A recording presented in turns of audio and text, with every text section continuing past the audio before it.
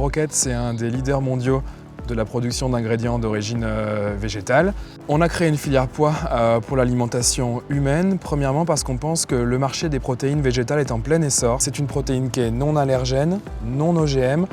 Le pois est particulièrement à l'honneur parce qu'il fait partie des productions, des espèces qui fournissent des protéines végétales.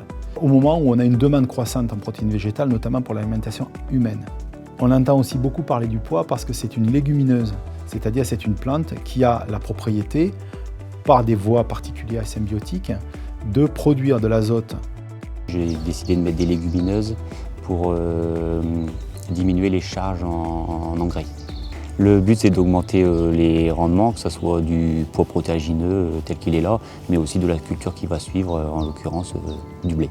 Et en même temps, c'est une plante qui apporte des solutions dans la transition agroécologique des exploitations, en apportant les éléments nécessaires à éviter un apport d'engrais, de phytosanitaires, etc.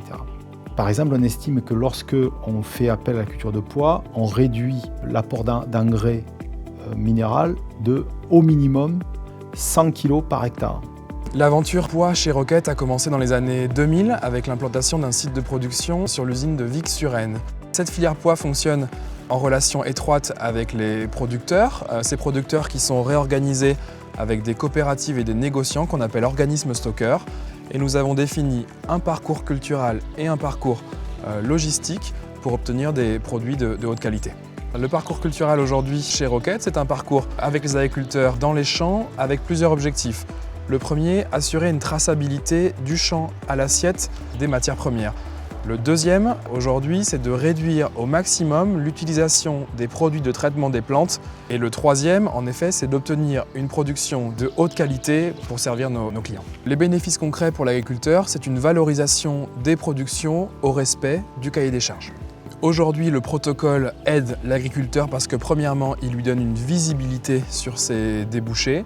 La deuxième chose, en effet, c'est que Roquette investit en termes de recherche pour garantir des solutions pour l'agriculteur en termes d'itinéraire de production et on travaille main dans la main avec les organismes stockeurs pour apporter des innovations pour le producteur.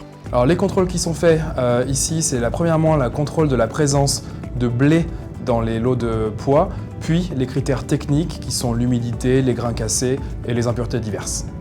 Tout l'enjeu pour nous, c'est de montrer la valeur et de valoriser la qualité sanitaire et durable et la qualité gustative de nos pois. C'est une démarche pionnière qui est support pour les différents maillons de la filière.